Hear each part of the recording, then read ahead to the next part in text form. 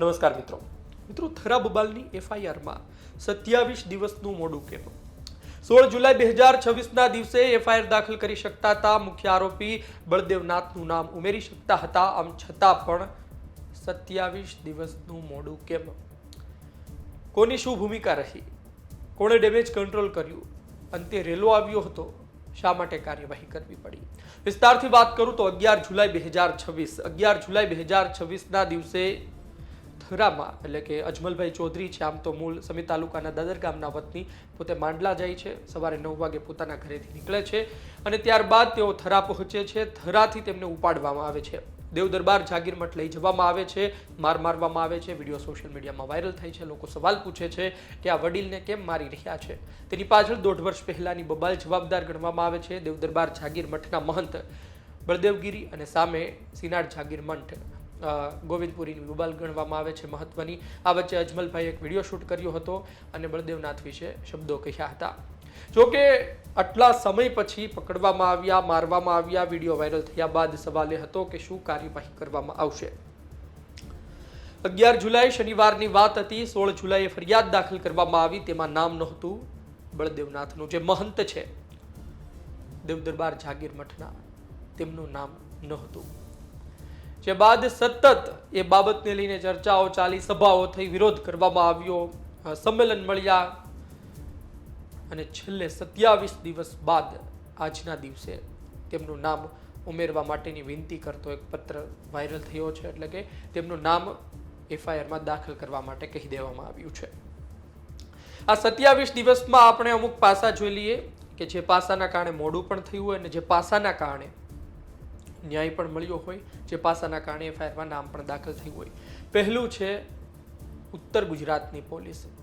એ વિસ્તારની સ્થાનિક પોલીસની આપણે વાત કરી રહ્યા છીએ. સ્થાનિક પોલીસે શરૂઆતમાં જે પ્રકારે કાર્યવાહી કરવાની હોય, કાયદો કાયદાની રીતે ચાલી રહ્યો છે થરામાં, ઉત્તર ગુજરાતમાં, એ શબ્દો આપણે કહેવા જોઈએ ખરા અર્થમાં, એ મુજબ ઝડપથી કામગીરી ન કરી. રજૂઆત કરવામાં આવી હતી એક મોટા કર્મચારીને, ત્યારબાદ અન્ય પોલીસ કર્મચારીને કેસ પણ આપવામાં આવ્યો હતો. પરંતુ દિવસ 1, દિવસ 2, દિવસ 3 એમ એક પછી એક દિવસ પસાર કરવામાં આવ્યા અને વિવાદનો મુદ્દો મોટો બનતો રહ્યો. એટલે પહેલું કારણ, સૌથી પહેલું ત્યાંની પોલીસ છે. બીજું કારણ આપણે કહીએ ભારતીય જનતા પાર્ટીના નેતાઓ. ભારતીય જનતા પાર્ટીના નેતાઓમાં પણ એ કહેવામાં જરા પણ આપણે પાછું ના પડવું જોઈએ. એક નામ છે શંકરભાઈ ચૌધરી અને બીજું છે કીર્તિસિંહ વાઘેલા.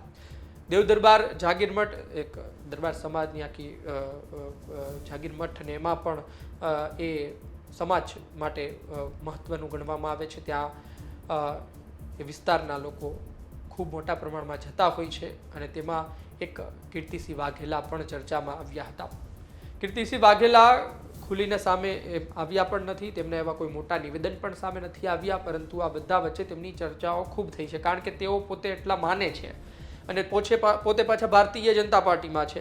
તો વાત એ હતી કે તેઓ શું ડેમેજ કંટ્રોલ કરશે, તેઓ શું બચાવવાની કોશિશ કરી રહ્યા છે. કીર્તિસિંહ વાઘેલા કોઈ નાના નેતા છે નહીં, ભારતીય જનતા પાર્ટીના ઉત્તર ગુજરાતના તે પણ એક મોટા નેતા છે. એટલે કે આ બધી વાત વચ્ચે કીર્તિસિંહ વાઘેલાનું નામ પણ ખૂબ ચર્ચાયું હતું, દરબાર સમાજને લઈ, એ જાગીર મઠને લઈ. બીજું નામ હતું શંકરભાઈ ચૌધરી. ઉત્તર ગુજરાતનો કોઈ મોટો મુદ્દો હોય, શંકરભાઈ ચૌધરીનું નામ ન આવે, તેની ચર્ચા ન થાય, તેમ કેમ બને? એટલે ચૌધરી સમાજનો કોઈ મુદ્દો હોય, ચૌધરી સમાજના કોઈ વ્યક્તિ સાથે ખોટું થયું હોય, તે ન્યાય માટે લડતો હોય, તો સૌથી પહેલા જેના પર સવાલ થાય, ભારતીય જનતા પાર્ટીમાં છે, સત્તામાં બેઠા છે તેટલા માટે, એ છે શંકરભાઈ ચૌધરી.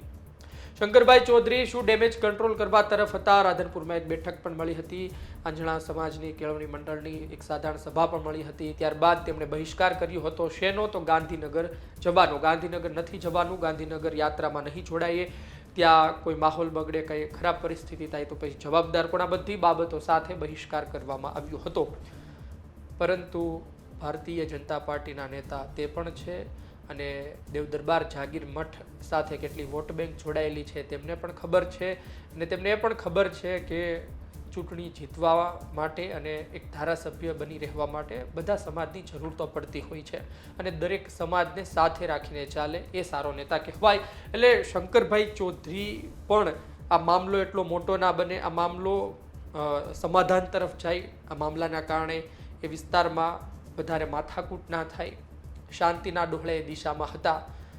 ત્રીજું નામ છે ભારતીય જનતા પાર્ટી ગુજરાત પ્રદેશના નેતાઓ. રિપોર્ટ ઉપર સોંપવામાં આવ્યો, પરિસ્થિતિ કહેવામાં આવી, માહોલ શું છે એ માહિતી ઉપર સુધી આપવામાં આવી અને ત્યારબાદ પ્રદેશ તરફથી પણ એ વાત હતી કે હવે પછી કાયદાની રીતે ચલાવવો પડે તો પછી ચલાવી દો. એટલે કે ભારતીય જનતા પાર્ટીના પ્રદેશના નેતાઓ આની પાછળ મહત્વના માનવામાં આવે છે અને ત્યારબાદ મોટી કાર્યવાહી કરવામાં આવી. એક વાત તમે સમજો કે ઉત્તર ગુજરાતનો ચૌધરી સમાજને લઈને કોઈ પ્રશ્ન હોય તો શંકરભાઈ ચૌધરીને વિશ્વાસમાં લીધા વગર કોઈ મોટો નિર્ણય ના લેવામાં આવે, પરંતુ રિપોર્ટ સોંપ્યા બાદ સ્વતંત્ર હોય અને ખરા અર્થમાં આવનાર દિવસમાં મોટું નુકસાન થાય તેવી પરિસ્થિતિ હોય, એક મોટી નારાજગી તેમને દજાડે તેવી પરિસ્થિતિ હોય તો પછી કાર્યવાહી કરવી પડે અને કાર્યવાહી કરવામાં આવી છે. ચોથું નામ આપું તો આ સમગ્ર લડતમાં જે હીરો બનીને રહ્યા એ ભેમાભાઈ ચૌધરી.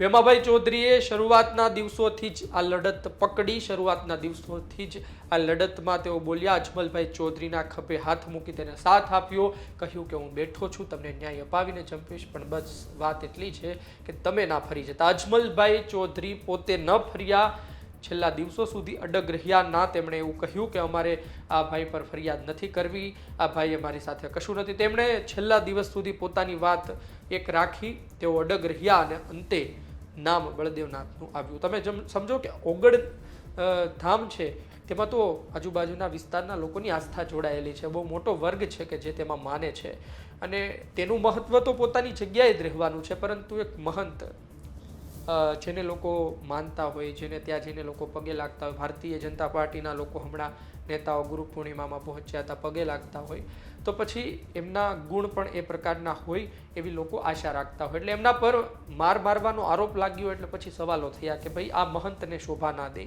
પણ એમના જે ઓગળધામ સાથે જે મહત્વ જોડાયેલું છે ને લોકોની આસ્થા છે એ અડગ રહેશે. પણ વ્યક્તિગત રીતે બળદેવનાથને નુકસાન થયું છે અને તેમાં ભેમાભાઈ ચૌધરીએ સમગ્ર કેસમાં મહત્વની ભૂમિકા ભજવી છે. એટલે કે 3-4 પાસા હતા તે વિશે વાત કરવી પડે. શરૂઆતમાં પોલીસ કર્મચારીઓએ થોડું મોડું કરી દીધું. પોલીસ કર્મચારીઓ પણ વિચારમાં રહ્યા કે આમાં આપણે શું કરવું, કારણ કે સામે પણ ચહેરો મોટો હતો. બળદેવનાથ કોઈ નાના વ્યક્તિ છે નહીં, તેનું પણ એક મોટું પ્રભુત્વ છે વિસ્તારમાં. એટલે પોલીસ કર્મચારી પણ તેલ અને તેલની ધાર જોઈ આગળ વધવામાં રહ્યા. તેમાં મોડું થયું. પછી ભારતીય જનતા પાર્ટીના નેતાઓ આવ્યા, તેમણે વધુ મોડું કરાવ્યું અને ત્યારબાદ ખબર પડી, રિપોર્ટ આવ્યો, માહિતી મળી કે આ તો પાણી માથેથી જાય તેમ છે અને આ પરિસ્થિતિ આવનાર સમયમાં નુકસાન કરે તેમ છે. અને ખરા અર્થમાં દેખાય એવું છે, આ સંતાય એવું નથી, આ દેખાય એવું છે કે ભાઈ આ ખોટું કર્યું છે, આ વિડીયો છે, તો પછી કાર્યવાહી કરવી પડશે અને તે કાર્યવાહી કરવામાં આવી છે. એટલે કે આ ચહેરાઓ હતા. આપનું શું માનવું છે કોમેન્ટ બોક્સમાં જરૂરથી જણાવજો. આપ શું વિચારો છો? ધન્યવાદ.